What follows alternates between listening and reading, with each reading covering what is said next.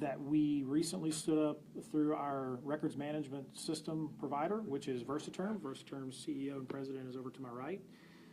He'll make comment here in just a few minutes. So what this tool is going to allow for the Austin Police Department to do is to leverage this technology to better ingest in a more timely fashion reports sent to the Austin Police Department. I want to stress that this technology is strictly for non-emergency type events.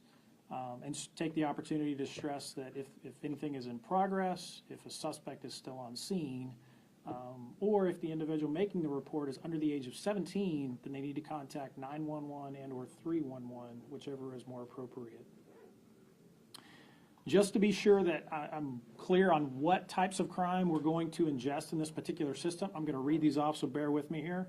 Assaults, minor or no injury excluding domestic violence, threats excluding threats excluding domestic violence, burglaries that do not include fire or arson, theft excluding prescriptions, firearm, explosive, vehicle license plates, and motor vehicles of any kind, lost or missing property excluding narcotics, prescription medication, vehicle plates, and firearms, damaged property or graffiti, fraud, identity theft, illegal use of credit card or debit card, minor non-criminal child custody issues for documentation purposes only, and trespassing, where the suspect is no longer, of course, on scene, and shoplifting reports.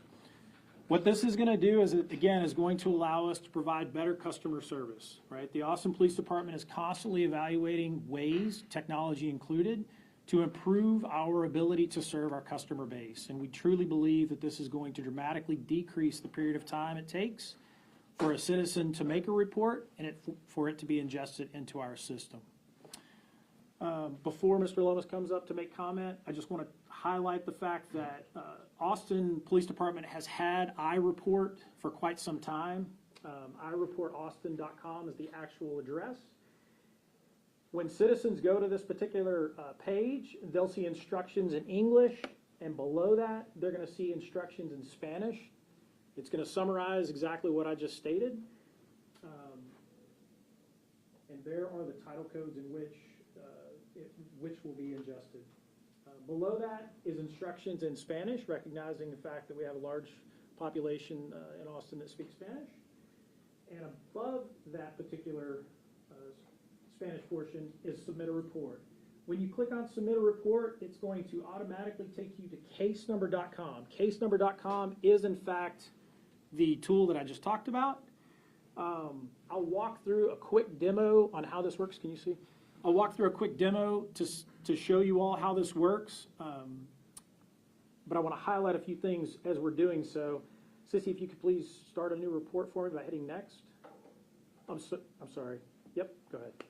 You can do it two ways. You can start a report two different ways. You can either put in a physical address of the location in which the event occurred, or you can drag and drop the red pin to a particular location if you're unaware of the physical address. Once you drop the address, it's going to ask you to create a 4-digit code.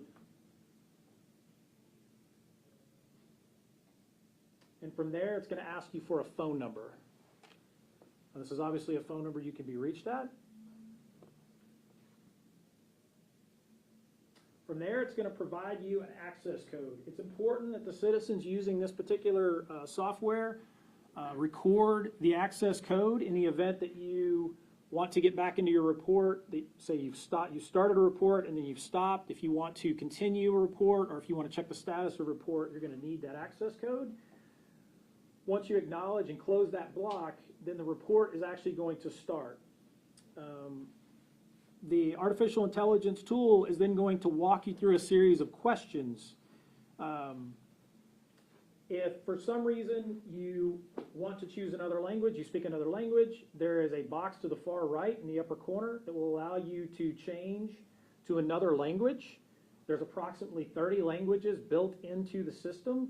And as you can see, now everything is in German on the screen.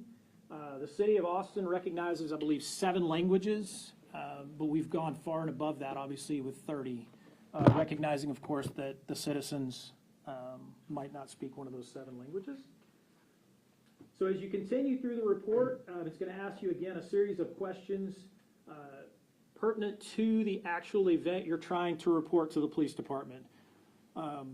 In the past, we've had a script-based system that only asked you 5 or 6 questions, which didn't provide enough information to the police department. This is a much more robust system that allows for us to capture more information and give more information to the detectives that will eventually investigate the case. So it's a much, much better system. So you can go through a couple of those questions if you wouldn't mind.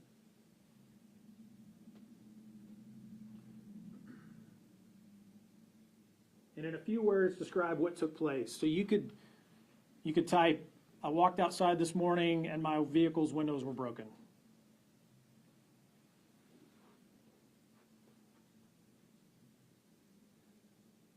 All right, so she, in this case, typed in criminal trespass. Based on your information, I see you want to report a criminal trespass or incident of criminal trespass. Is that correct? So it's going to ask you a series of questions confirming that, in fact, the report or the crime, rather, you're trying to report is accurate. And then, of course, walk you through a series of guardrails. A few minutes ago, I mentioned that one of the guardrails, or one of the preventers, if you will, of this particular service is you have to be above the age of 17. So obviously, it's asking you that question there in order to stop you if you are not. Let's go ahead and back out of that. I want to show the other continual report. And then, yeah. All right, so I mentioned earlier, continual report. So this feature allows citizens to go back into a report that they previously started that they needed to get more information about or something along those lines. It's going to ask you a series of questions, telephone number, the access code that I highlighted earlier, and of course the 4-digit PIN, that you provided at the very beginning of the report. In the event you've lost that information, there's a Find My Information down at the bottom. And we won't walk through that, but that's one of the features with this particular system.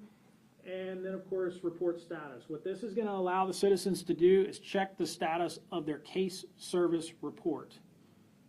It will basically tell them whether or not the report has been ingested into the records management system and give them more information about what they've already provided to the police department. As before, telephone number, access code, 4-digit PIN is required. And then, of course, there's the option to find the information in the event you've lost it. So what I'm going to highlight next, the previous 2 pages, ireportaustin.com and of course case number, are going to be public-facing pages that the public would have access to. This particular page only faces the police department, and what this does is this gives the police department the ability to look back and see for a period of time how many reports have been started, how many reports have been submitted, how many reports have been approved.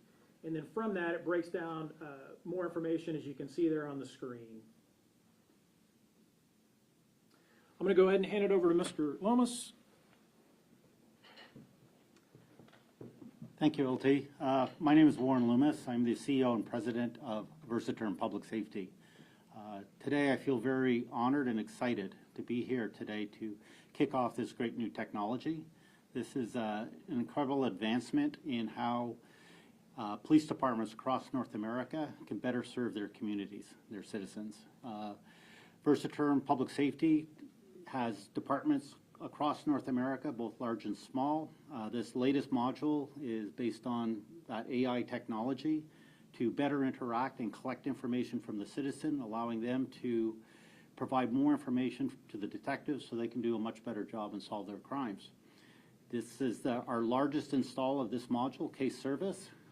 So Austin PD is the largest as of today, but we see it quickly growing, and I believe Austin PD is also already getting requests from other agencies across North America and want to understand it better. Providing better service to the citizens in a more efficient manner is what we're all about. And again, I feel extremely honored to be here today and to be able to kick this off. So thank you. We'll answer any questions that you all may have. So was the lag time in the old system getting the reports into the system or freeing up an officer to go out and respond to those calls? So it was a combination of both, but I would say the bigger part of that was getting the reports into the system. Okay. At this point, who's going to be the person or officer looking through this data? I know AI is going to help streamline the process, but I mean the person, whoever is doing the report, they still want to talk to an officer and know whether or not it's being investigated. How are you guys going to deal with that? Yes, ma'am. So once you enter a case service report, it is going into a queue for review. That initial review will take place through our records department. And once that is approved and pushed into the RMS itself, the records management system, I apologize, then it will be assigned to a detective or an investigative unit. So an investigator will contact the reporting party and follow up with the reporting party at that point. What's the goal for the time it takes from filing a report for an investigator to reach out to the person? As quickly as possible. There's a number of variables that might impede, if you will, the contact. Case service, again, a very, very robust system, allows for us to ingest the information much more quickly. But the problem we've seen is that some reporting parties don't give us all the information we're asking for. Through the system? Correct. And so there are some cases wherein our records unit will reach back out to the reporting party to ask follow-up questions. And so depending on how long it takes the reporting party to answer those questions back, thus completing the report, obviously would impact the time period it would take for the reports to be assigned. Likewise, if a report happens in the middle of the night, right, the supervisor is going to have to review those reports even after they're pushed into the records management system, and thus assigning them to a detective. So it's going to take time for that to occur, but it's probably going to be 1 to 3 days on the high end. For the sake of just clarification, this new system compared to the old iReport, it's basically expediting the process and then additional questions that people have to answer. Is that basically? It is, but I would compare this much more to the officer interaction with the citizen. Again, before, we essentially were using a script that contained 5 to 6 questions. They were all the same questions, regardless of the circumstances, if you will, of the crime. Now, we had different scripts for different crimes, but the reality of it is nothing really takes the place of the interaction. Now, when you introduce AI, obviously the AI portion converses with the reporting party much more similarly than, say, an interaction between an officer. So it's going to greatly enhance our ability to capture relevant data, but it's also going to decrease the amount of time that it took for the script that I mentioned earlier to work its way through the system into the records management system, where this is on an automated track to do so. There was a time when APD was recommending that any non-emergency basically request or call should go through 311. Does this mean now we're trying to get 311 more back to like, there's a pothole on my street, and then this is for, non-emergency but a little more serious crime? Like, how do people know whether to call 311 or this? So great question, and it's those titles that I highlighted earlier and read off, and it's also the titles that are listed on the iReport website, and they're there, right there, yep. So they're right there. So if a citizen in the city is involved in one of these events, then they're encouraged to use the case service module to do the report. Before 311? Yes, ma'am. Okay. Is there anything different now when someone calls 311 and they get sent to online? Is that still the same process, or is it different now with this?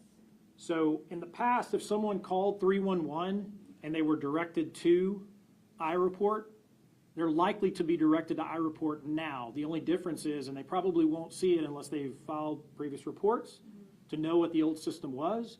Now iReport is going to direct you to case service instead of the script system that I spoke about earlier. Is the idea with this feature in a way to eliminate that job, taking into account there's vacancies inside of APD, or what's really the whole idea? Like, why are we using AI now? It's all about customer service, and I touched on that earlier. The department is constantly trying to evolve in this space, recognizing that the citizens are busy, recognizing that we have an obligation to support and serve those citizens. And so we just saw this as an opportunity to better serve the citizens of Austin. By no means are we trying to do away with jobs or anything like that. Since October 2021, when we switched over to the 311, you heard from the community there was a lot of frustration from business owners and homeowners. Do you think this process will help smooth everything out? Or I guess what have you been dealing with 311 and hoping this can better that process?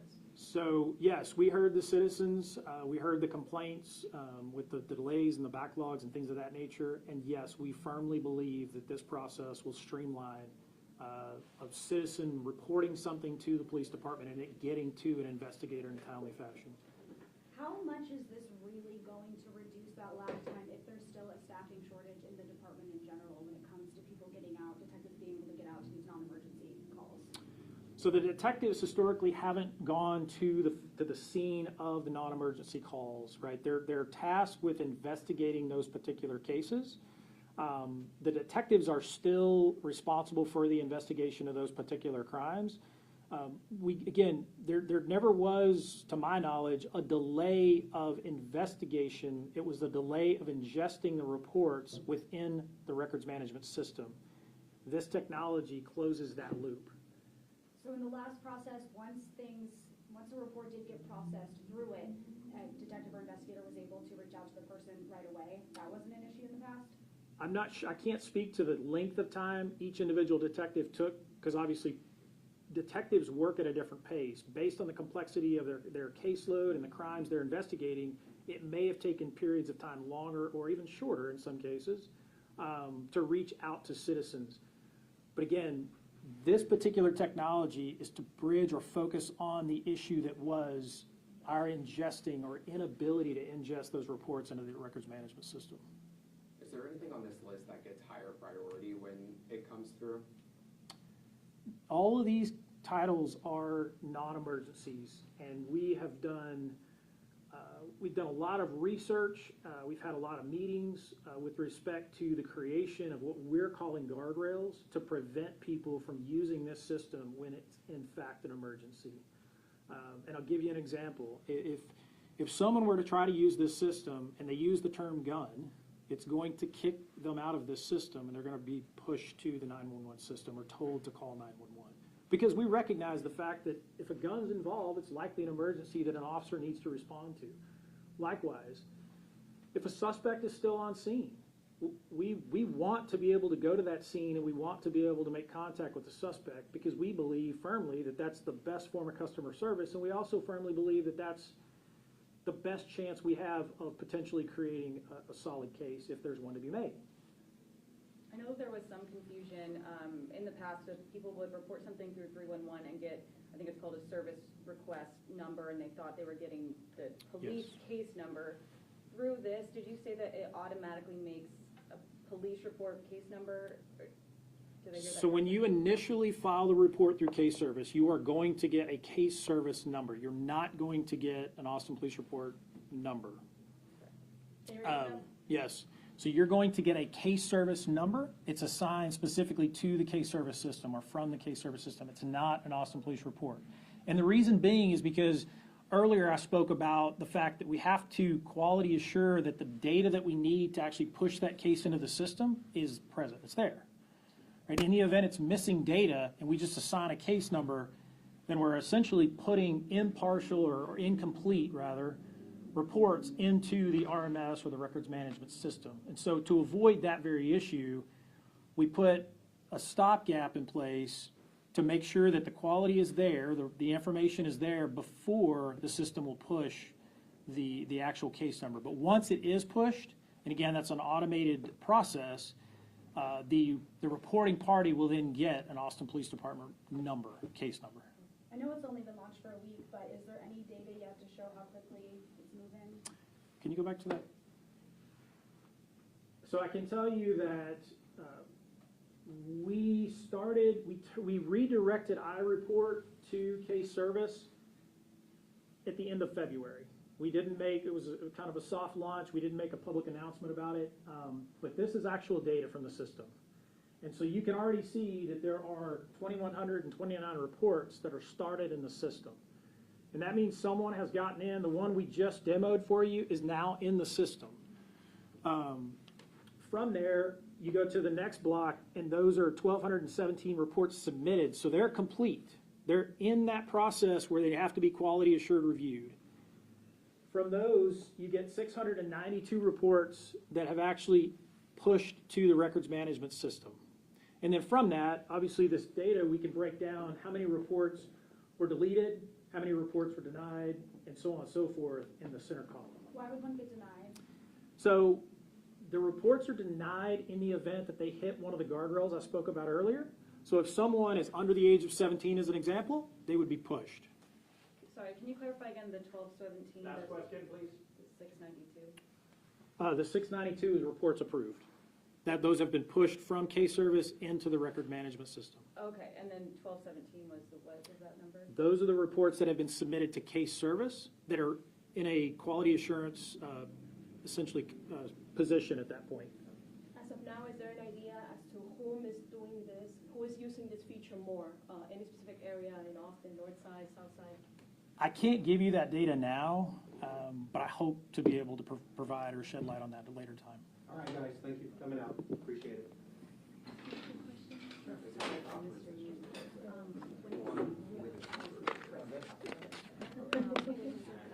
Sorry, can I get one more clarification question really quick? So the report started, okay, so the example of yours that just got in there, so when it says submitted, does that mean it's, like, the 21, 29, are those ingested into the system? Sorry.